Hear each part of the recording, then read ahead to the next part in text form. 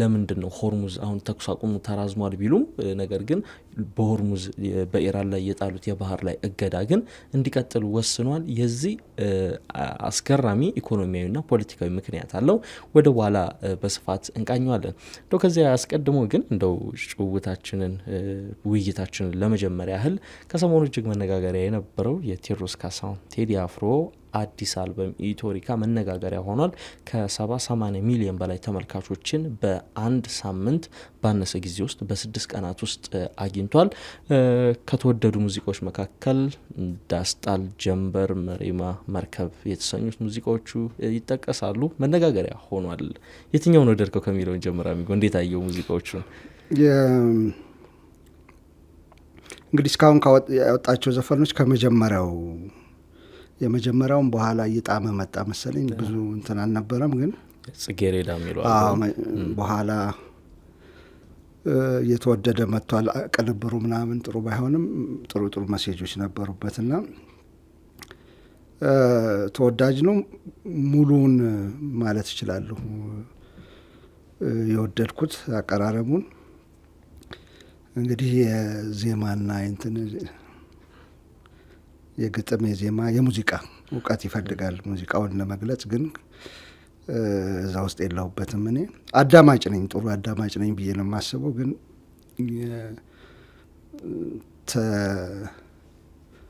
እውቀት ያላቸው ሰዎች በሙያ ያሉ ሰዎች ናቸው እዛ ላይ መስጠት ያለባቸው። ግን ቴዲ አፍሮ ዝም ብሎ እንደ ሙዚቀኛም ብቻ የሚታይ አይደለም። ለዛ ነው አከራካሪ የሆነው። የልብ ትርታ የሚያዳምጥ ነው። የህዝቡን ይላሉ ይባላል። ቀጥታ ስፒክ ትሩዝ ቱ ፓወር የሚባል ነገር አለ በእንግሊዝኛ። ስልጣን ላይ ያሉ ሰዎች ቀጥታ እውነትን የሚናገር ነው ብለው ከሙዚቃ ከፍ አድርገው እንደ አይከን የሚያዩት ሰው ነው። እኔም እዛ ውስጥ እመደባለሁኝ። ዝም ብሎ ዘፈን ብቻዎች አይደሉም፣ የሚያስተላልፋቸው መልእክቶች አሉት። አዋዛጋቢነቱ በ17 መርፌ ከሚለው ጀምሮ እንደቀጠለ ነው። መንግስት ላይ ያሉ ሰዎች ብዙ አዋክበውታል። ታስሮም ነበር እናውቃለን።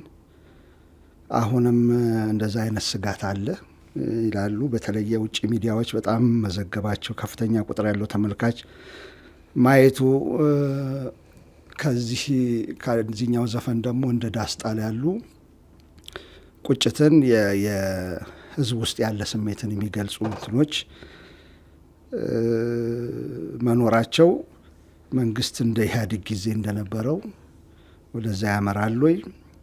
ለምንስ ያዳምጡ የነበሩ ሰዎች ታሰሩ ወደሚል ጥያቄ እየመጣ ነው። ሽብርተኛ ተብለው ወጥተዋል። አክቹዋሊ ግን ወላጆቻቸው እንደሚሉት ጋዜጣ ላይ እንዳየሁት፣ መሰረት ሚዲያ ላይ እንዳየሁት ወላጆቻቸው ሲያዳምጡ ነው የቴዲ አፍሮ ሙዚቃ የተያዙት ነው የሚሉት። እና የኢህአዴግ ጊዜው ደግሞ ሊደገም ነው ወይ የሚልም ስጋት ያላቸው አሉ። በግል ዳስጣል በጣም ብዙ የሚያስወራ ነው። ያው ፕሮግራማችን ስላልሆነ እንጂ ግን ባጭሩ ለማለት የምፈልገው እንዲህ አይነት ድምጾች ሲሰሙ ማፈን ሳይሆን፣ እንደ ኢህአዴግ ጊዜው ማፈን ሳይሆን ህዝቡ ለምን ወደደው ወደሚል ጥያቄ መምጣት። ምናልባት ከህዝቡ ጋር ማንሰማው ነገር አለ ወይ? ማንኛውም ፓወር ላይ ያለ ሰው አቶ ልደቱ ለምሳሌ እሳቸው ይመስለኛል መግለጫ አውጥተዋል። የሆነ 8 ፖለቲካ ፓርቲዎች ተደራጅተን ያላመጣነውን ነገር አንድ አርቲስት አምጥቶታል ከተባለ ለምንድን ነው ህዝቡ እየሰማ ያለው? ያንን አቶ ልደቱም እዛው ላይ ጥያቄ ጠይቀዋል። አርቲስት ብንሆን ኖሮ ይሄኔ የሚል ቁጭታም አንስተዋል። ግን ብዙ ጥያቄዎች መጠየቅ አለባቸው። መደራጀት ስጋት ስለሆነ ነው ወይ? ሙዚቃህን ግን መኪናህም ውስጥ ሆነ መኝታ ቤትህም ውስጥ ሆነ ብሶትህን ኡታህን የምታዳምጥበት የራስህን የምታንጸባርቅበት ስለሆነ ስጋት ላይ ስለማይጥል ነው ወይ? ጥያቄዎች መጠየቅ አለባቸው። ለምንድን ነው ሚሊዮን ህዝብ በጣም ብዙ ሲያዳምጠው የሚገኘው? ግን ተደራጅ ሲባል አቶ ልደቱ የጠየቁትን እየመለስኩ ነው። መደራጀት ስጋት ስለሚሆን ነው ወይ? በተደጋጋሚ ኤሌክትሪክና ፖለቲካ የሚል ድሮም ጀምሮ ኢትዮጵያ ውስጥ ባህል አለ።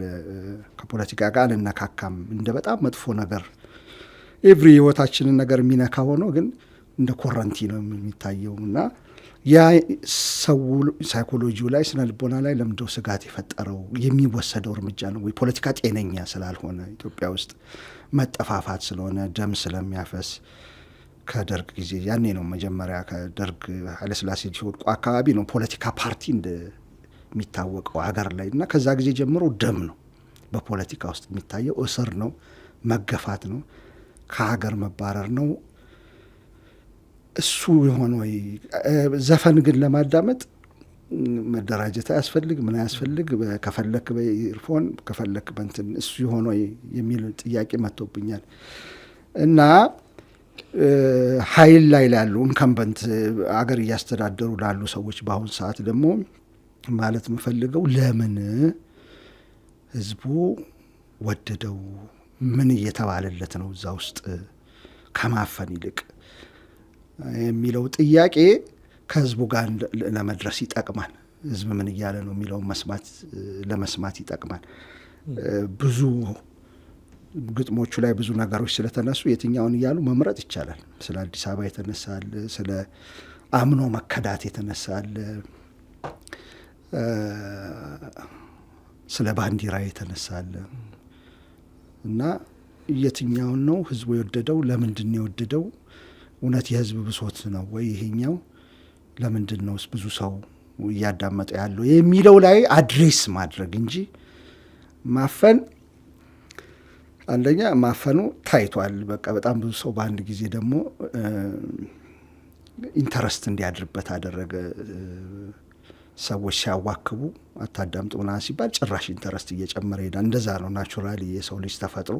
እየተከለከለ ሲሄድ እየጨመረ ነው የሚሄደው። ሲተነፍስ ነገርየው ግን እየቀዘቀዘ ነው የሚመጣው መልስ ስትሰጠው እና በዛ መልኩ ነው የማየው። ግን በጣም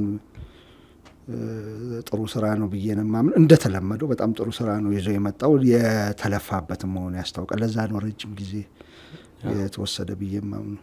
8 ዓመት የፈጀ ነው እንዳልከው። ባለሙያዎች ብዙ ሊሉበት ይችላሉ። ውኡታይ በ17 መርፌ፣ ሰንበሬ፣ አሁን ደግሞ ዳስጣል መንግስትን የሚቃወሙ መንግስትን የሚተቹ ሙዚቃዎች እንግዲህ በቴዲ አፍሮ ተቀንቅኗል። ተመልካቾች እናንተስ የትኛውን የቴዲ አፍሮን አዲስ ዘፈን ወደዳችሁት? በአስተያየት መስጫው አስቀምጡልን። እኛ ውይይታችንን እንቀጥላለን። የመካከለኛው ምስራቅ ነገር አለየለትም። የተኩስ አቁሙ ራሱ በውሃ ላይ ያለ ኩበት ሆኗል። እየወላወለ ነው። ተኩስ አቁሞች በተደጋጋሚ ተጥሷል። እዛ ቀጠና 2 አይነት ተኩስ አቁሞች ነው ያሉት። እስራኤል ከሊባኖስ ጋር የፈረመችው አለ፣ አሜሪካና ኢራን የተፈራረሙት አለ። ዛሬ ነበር ተኩስ አቁም የሚያበቃው የአሜሪካና ኢራን። ነገር ግን ትናንት ሌሊት ላይ ትራምፕ ኢራን ባትጠይቃቸውም ተኩስ አቁሙን በፓኪስታን ጥያቄ መሰረት አራዝሜዋለሁ ድርድሩ እስኪሳካ ድረስ የሚል ነገር አንስቷል። ነገር ግን ድርድሩን ይቀጥላል። ተኩስ አቁሙም አራዝሜዋለሁ ቢሉም ሆርሙዝን ግን አሁንም እንደ ከረቸሙትና እንደ ዘጉት ይገኛሉ። ይሄ ደግሞ መጀመሪያ የተፈረመውን ተኩስ አቁም ጭምር የሚጥስ እንደሆነ፣ የባህር ላይ ውንብድና ጭምር እንደሆነ ኢራን እየተናገረች ነው የምትገኘው። ይህን ጉዳይ እንዴት አየኸው? እና እንደዚሁም ደግሞ ምንድን ነው አላማቸው? ትራምፕ ያንን ሆርሙዝን ሲዘጉ አላማቸው ምንድን ነው? ያን ጉዳይ ብንቃኘው ደስ ይለኛል። አሜሪካ እንግዲህ የትራምፕ ዓላማ የትራምፕ አስተዳደር ዓላማ በየጊዜው ግልጽ እየሆነ የመጣ ይመስለኛል። ጠቅሰነዋል ከዚህ በፊት አሜሪካ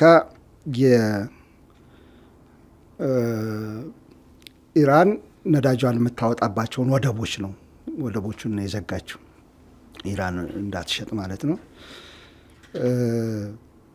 አንድ መርከብ ደግሞ በቀደም ዕለት በቁጥጥር ስር ውለዋል። ነዳጁን እንትኑን ከመቱ በኋላ ሞተሩን ክፍል ከመቱ በኋላ በቁጥጥር ስር ውለዋል። ኢራኖች መልስ ልንሰጥ ነበር፣ ግን የካርጎ ሺፕ ነው። የክሩ ሜምበሩ እዛ ውስጥ የነበሩት ሰራተኞች ቤተሰቦቻቸው ስለነበሩ መልስ መስጠት አልቻልንም የሚል ከኢራን ደግሞ መጥቷል።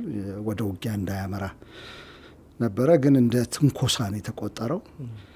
ኢራኖች አሜሪካ ፓይረሲ ዘረፋ እየፈጸሙ ነው፣ የባህር ላይ ዘረፋ የሚል ክስ ነው የሚያቀርቡት።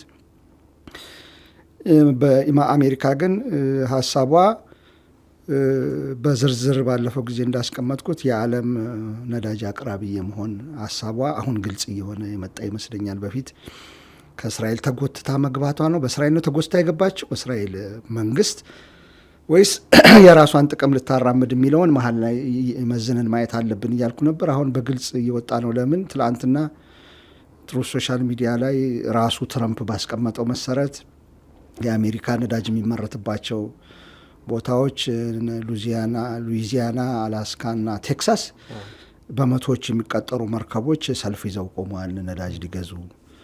እንግዲህ የአሜሪካ ነዳጅና የሌላው ሀገር ነዳጅ ይለያያል። አሜሪካ ሄቪ ኦይል የሚባለው ለማጣራት ከፍተኛ ወጪ የሚጠይቅና በዚህም ምክንያት ሲሸጥም እንደዛው ከፍተኛ ወጪ የሚጠይቅ ነው፣ ርካሽ አይደለም። አንድ ነዳጅ መሸጥን የነዳጅ አቅራቢነትን እንደ ዋና እቅድ ይዘውታል። ሌሎቹን አዳክመው ማለት ነው። አንዳንዶቹ በኢራን ድብደባ የተዳከሙ ናቸው። ለምን? የአሜሪካንን ነዳጅ የአሜሪካንን ቤዞች፣ የጦር ካምፖች አስጠልለው በመገኘታቸው አሜሪካና እስራኤል ሲያጠቁ ኢራን በምትሰጠው መልስ ብዙዎቹ ተጎድተዋል። የኩዌትም የዩኤኢም ሳውዲ አረቢያ በተለይ አማራጭ የሌላቸው ኩዌትና ኳታር ተመተዋል በጣም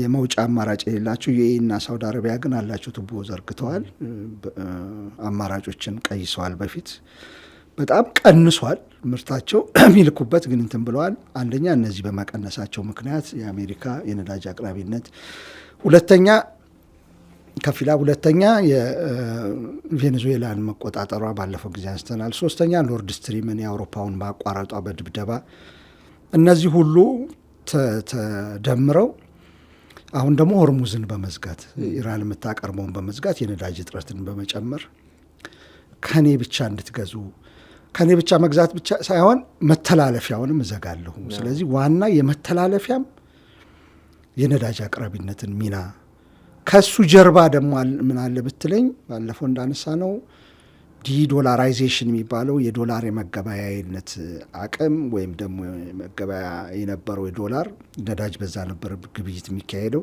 የተለመደ አሰራር ነው። ከነ ሳውዲ አረቢያ እነ ማውጣት ከጀመሩ ጊዜ ጀምሮ 30-40 ዓመት ሆኖታል። ዋና መገበያ ነበር። እነዚህ ብሪክስ የሚባሉ ሀገራት በተለይ ትልልቆቹ እነ ህንድ፣ እነ ቻይና እና መካከለኛ ምስራቅ ሀገራትን በራሳቸው ገንዘብ መገበያየት ስለጀመሩ ባርተሪንግም አለው፣ እቃ በቃ መለዋወጥም አለው።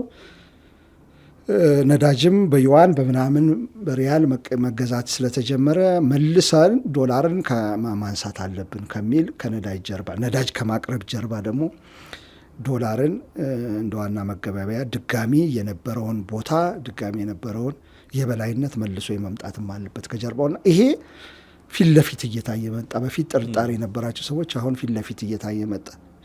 ድርድሩ እየተካሄደ ነበር። ያለፈውን ፕሮግራም ስንሰራ ስምምነት ላይ ሳይደርሱ ግን ቀጣይ ቴክኒክ ቲሞች ሊደራደሩ ይችላሉ የሚል ወሬ ተነስቶ ተመለስንና ዋና አሜሪካ ይዛ የቀረበችው ሀሳብ የኒኩሌር ማብላላት የኒኩሌር ማንጠር ስራዋን ኢራን እንድታቆም ቢያንስ ለ20 ዓመት የሚል ነበረ። እነሱ ለ5 አሉ ተባለ። ጄዲ ቫንስ መግለጫ የሰጠቀን ነው እኛ እዚህ የገባ ነው ስቱዲዮ። አሁን ድርድሩ ይካሄዳል አይካሄድም። አንዳንድ ጊዜ ተነስተው የአሜሪካ እንትኖች ሊሄዱ ነው ይባላል። ከዛ መግለጫ ይሰጣሉ እየሄድን አይደለም ይላሉ። ኢራን ወደ ድርድሩ ለመመለስ እነዚህ ነገሮች አሜሪካ እያፈረሰችው ነው። አሜሪካን ሳይድ ኦፍ ዘ ባርጌን የድርድሩ የኔጎሽሽኑ በአሜሪካ በኩል ሊባኖስ ውስጥ የሚደረገው ጥቃት ይቆም የሚለው በተለይ አሜሪካ እሺ ካለች በኋላ እስራኤልን ማቆም አልቻለችም። በትሩዝ ሶሻል ሚዲያ ላይ ትራምፕ ተናግሮ ነበር እስራኤል ካሁን በኋላ አታጠቃም ብሎ።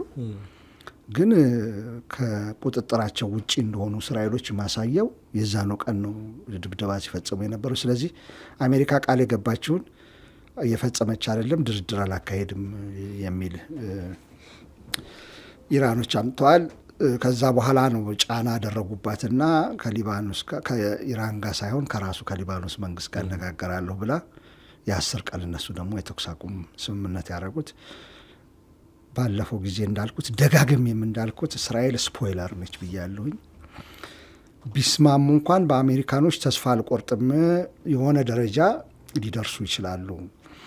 ሲስተሙ የአሜሪካ በጣም የዳበረ ነው፣ ዝም ብሎ የሚጫወትበት። አሁን ትራምፕ ሲጫወትበት ሳይ የሚደንቀኝ ለዛ ነው። በጣም የትልቆች ሀገር ስለሆነች በሁሉም በቴክኖሎጂውም፣ በሚሊተሪም ሳይንሱም፣ በቴክኖሎጂውም፣ በገንዘቡም፣ በየትኛውም ነገር የተሰደደም ጥሩ ጭንቅላት ያለበት ነው።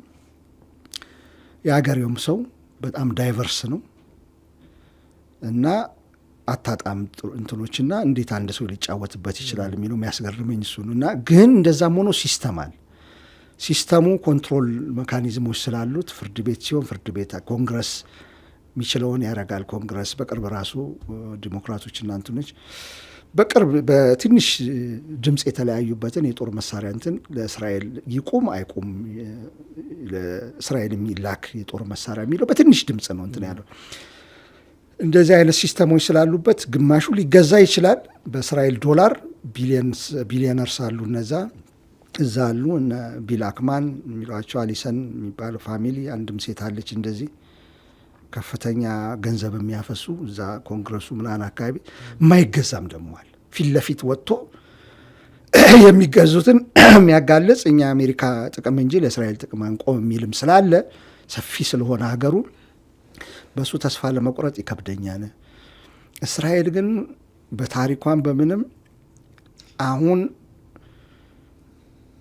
እኔ ከምለው ሁልጊዜ ሰላም አደናቃፊ፣ ሁልጊዜ ተጠቃው የምትል በብሶት የምትኖር የጦርነቶችን በሙሉ ከጀመረች በኋላ አይ ራሴን መከላከል ነው የምትል ወይም ደግሞ ጦርነት ለመጀመር ምክንያት ፈልጋ ፕሪሚቲቭ ስትራይክ ሊያጠቁኝ ስለሆነ ምንም በሌለበትም ሊያጠቁኝ ስለሆነ ነው የጀመርኩት የምትል ሀገር ስለሆነች በታሪኳ ከአረቦቹ ጋር በገጠመችውም ጦርነት የ67ቱም በለው ከዛ በፊት የነበረው 73ቱንም የ72ቱንም እንዳለ ጦርነቶችን ሊጀምሩ ነው እያለች ነው። ግብፅን ስትወር ሊጀምሩ ግብፅ የሆነ ጦር ተንቀሳቀሰ ብለው ሲናይ በረሃ ሲቆጣጠሩ ማለት ነው ተንቀሳቀሰ ብለው ምክንያት ይፈልጉና ምንም እኮ ግንኙነት የለው ያ ጦር ከእስራኤል ጋር ምንም ግንኙነት ግን ከደበደቡ በኋላ ራሳቸው ያዘዙት መሪዎች አይ ግብፅ እኮ ልታጠቃን አልነበረም ብለው ሲናዘዙ የምታይበት ነው።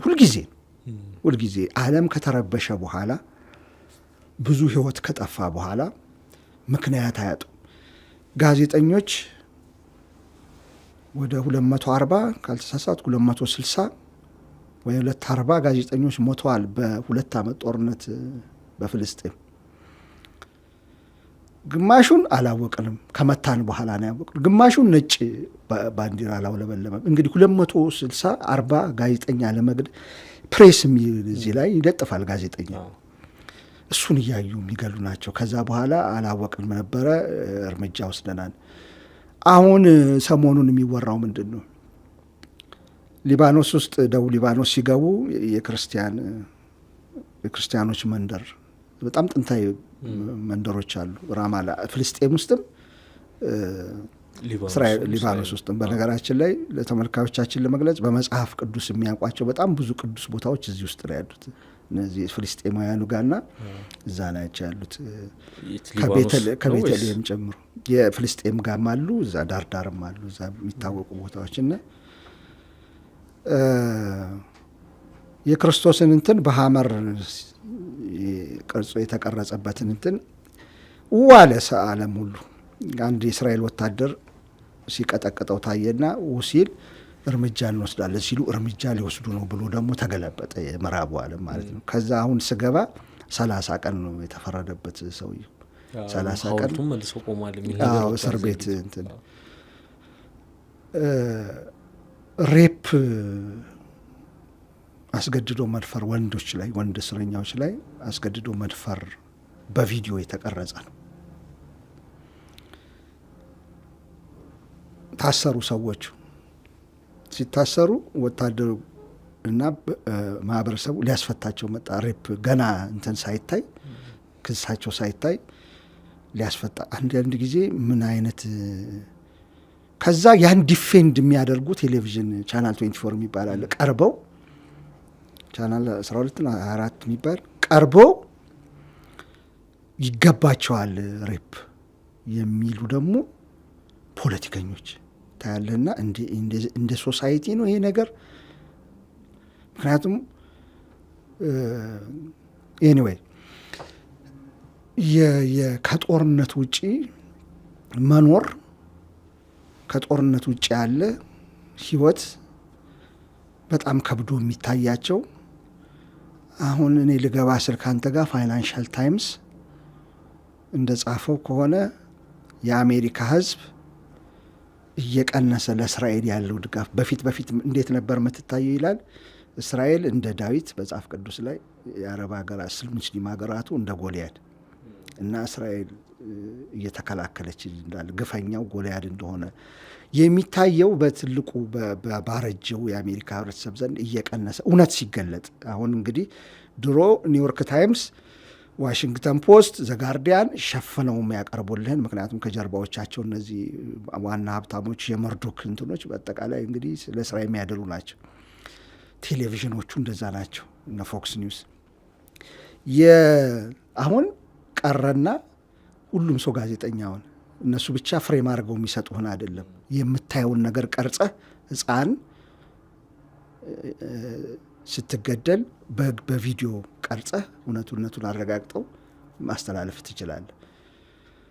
ማንኛውም ግፍ መታየት ጀመረ፣ የምትፈጽመው ግፍ እና ወጣቱ እድል አገኘ ለማወዳደር እስራኤል ምን አይነት ሀገር ነች የሚለውን ፍልስጤም ምን አይነት ሀገር ነው የሚለውን ለማወዳደር። ስለዚህ እየቀነሰ መጣ። እየቀነሰ ለእስራኤል የነበረ ድጋፍ እየቀነሰ መጥቷል። እና ወደ ዋና ጉዳያችን ስገባ እስራኤል ነች የምታበላሸው ይሄን ጦርነት አልኩ። ይሄንን ተኩስ አቁም ካለ ጦርነት መኖር በጣም አስቸግሯቸዋል እነሱ የሆነ አሁን የመጣው ባለፈው ጦርነት ተወርቷል ሲባል አልነበር? አሁን በተኩስ አቁም በቆመው ባለፉት 6 ሳምንታት ሲደረግ በነበረው ውጊያ በኢራን ሚሳኤሎች በሚፈጽሟቸው ተደጋጋሚ ጥቃቶች የተነሳ እስራኤል እንደውም ጸረ ድሮንም እንደጨረሰች ጸረ ሚሳኤሎችንም እንደጨረሰች ሲነገር ነበርና እንዲህ መሳሪያዎችን የጨረሰች ሀገር እንዴት ነው አሁን ጦርነቱን ትፈልገዋለች? ተኩስ አቁሙን አትፈልገውም? ያው ሳይወዱ ነው የጨረሱት።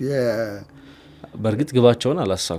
ሳይወዱ ነው የጨረሱት። የኢራን አቅም የገመገሙበት እንደኔ እንደማስበው ማለት ነው የኢራን አቅም የገመገሙበት ሞሳድ ተአምረኛ ድርጅት እየተባለ ኦምኒፖተንት እንደ እግዚአብሔር አይነት እንደ ፈጣሪ አይነት ባህሪ የተሰጠው ሞሳድ የሚባል ድርጅት ሁሉን አድራጊ ሁሉን ፈጣሪ ሞሳድ እንዳያይ እየተባለ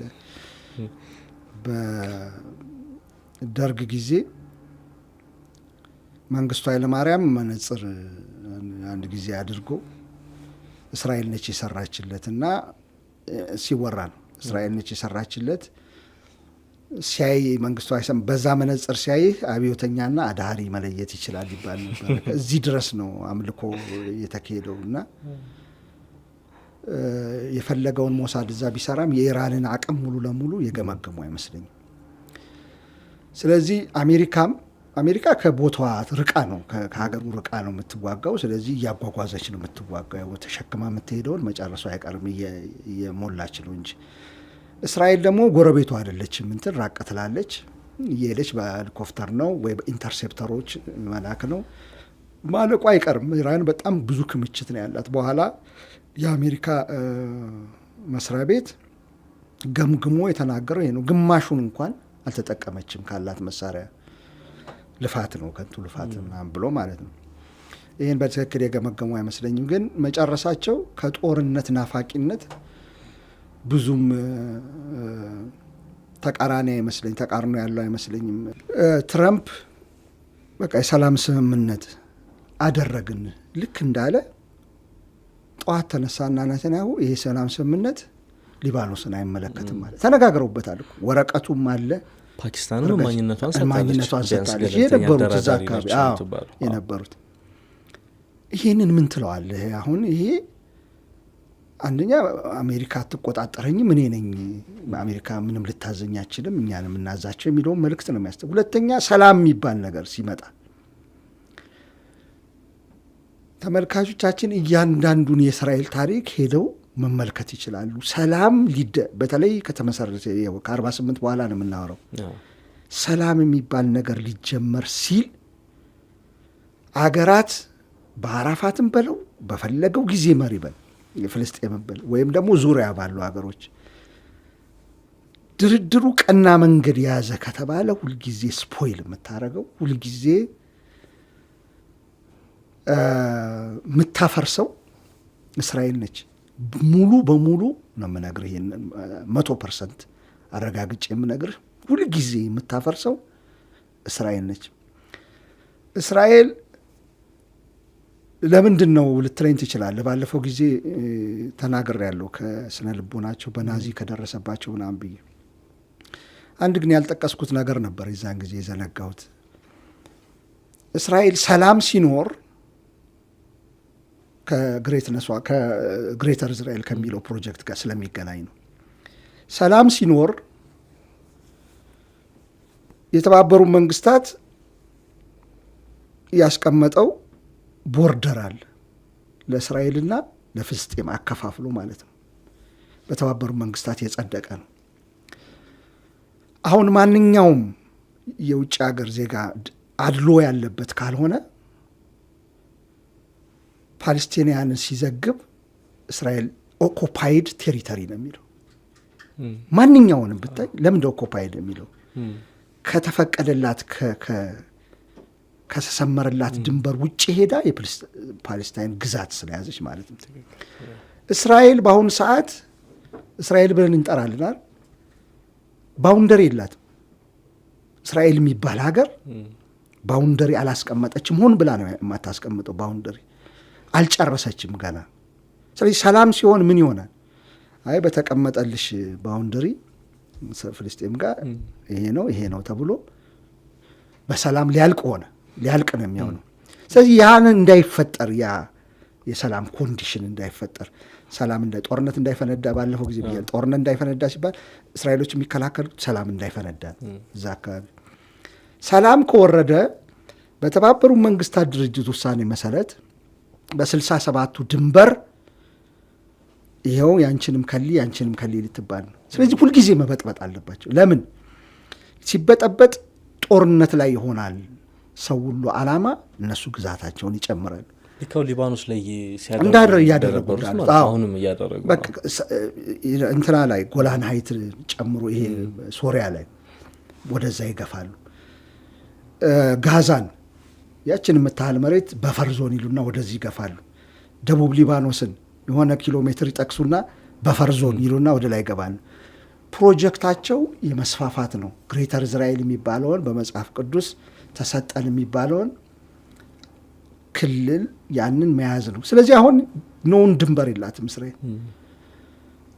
ስለዚህ አሁን አሜሪካና እስራኤልን ሲደግፉ የነበሩ ሀገሮች ምንድን ነው ምክንያታቸው የሚያስብል ጥያቄ ያስነሳል። ምክንያቱም አሁን እስራኤል ቦርደሯን አላሳመረችም በመጽሐፍ ቅዱስ ምናምን አፈታቷ ደግሞ ከሄድን የመስፋፋት አጀንዳ ኢራንንም ግብፅንም የሚጨምረውና ለምንድን ነው ታዲያ እስከዛሬ ሲደግፉ የነበረው እስራኤል በአሁኑ ጦርነት? ይሄ ሪሊጂየስም ፋክተር አለው፣ ሃይማኖታዊ አይዲዮሎጂካል ፋክተር አለው። ባለፈው ጊዜ ለማንሳት እንደሞከርኩት ሚሊተሪም ፋክተር አለው።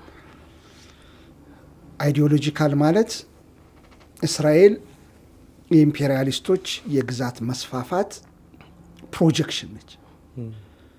እንግሊዝ ኢምፔሪያሊስት ነበረች። ግዛት ማስፋፋት፣ ሌሎችን መቆጣጠር። አሜሪካ ተቀበለቻት። አሜሪካ በመውረር በምናምን ሳይሆን የጦር ካምፖቿን በማስቀመጥ የባህር መተላለፊያዎችን ደህንነት በማስጠበቅ ምናምን ብላ የሌለችበት ቦታ የለም በዓለም ላይ ማለት ነው። የመስፋፋቱ አካል ነው። ካምፕ እያለች ብጠራው ሀገሪቱን ባትይዝም የሀገሪቶቹን በጥቅማ ጥቅም ይዟቸዋል። ግን የሌሉበት አሁን የአሜሪካን ካምፖች ብለህ ጉግል ዶት ቢሰጥህ በቃ ወረውታል ዓለሙን ማለት ነው። ከዛ በኋላ የዛ የነሱ አምሳያ ፍጥረት እስራኤል ነች ሚድል ኢስት ውስጥ። አንድ እሱ አይዲዮሎጂካል ነው። ሁለተኛ ሪሊጂየስ የሚባለው እስራኤል ተቋቁማ እንደዛ ባይልም መጽሐፍ ቅዱሱ ማለት ነው። እስራኤል የሚባል ስቴት ተቋቁሞ ምናምን የሚባል ነገር የለውም። እስራኤል የሚባል ስቴት ተቋቁሞ የእስራኤል ጠላቶች የመጨረሻውን የአርማጌዶን ጦርነት ካደረጉ በኋላ የእስራኤል ሕዝብ ጂው አይሁድ የነበረው ሕዝብ ወደ ክርስትና ይቀየራል። ያ የክርስቶስ መምጫ ዳግም ምጽአት ምልክት ነው ብለው የሚያምኑ ደግሞ በጣም ብዙ አሉ። ሚሊየንስ በጣም ኢንፍሉዌንሻል አሜሪካኖች ማለት ነው። ይሄ የሪሊጂየስ አስፔክቱ ነው። ስለዚህ መደገፍ አለብን እሷን መጨረሻ ላይ ሲቀየር የእሷ ምልክት ነች ብሎ። ሌላው ሚሊታርሊ ቅድም እንዳልኩ ነው። ሚሊታርሊ ለእሷ በመስጠት በተለይ ከ9/11 በኋላ ሙስሊሙ ዓለም አረብ ወርልዱ አንዳንዱ ይገጥማል፣ አንዳንዱ አይገጥም። አረብና እስልም አንድ ላይሆን ይችላል። ክርስቲያኖችም አሉ፣ ግን ሌላም ሃይማኖት አለ። ሚድል ኢስት ውስጥ ሆና በሚሊተሪ የምዕራባውያኑን የቤት ስራ የምትሰራልን እስራኤል ነች ብለው ነው የሚያምኑት። ተቃራኒ ነው ውጤቱ።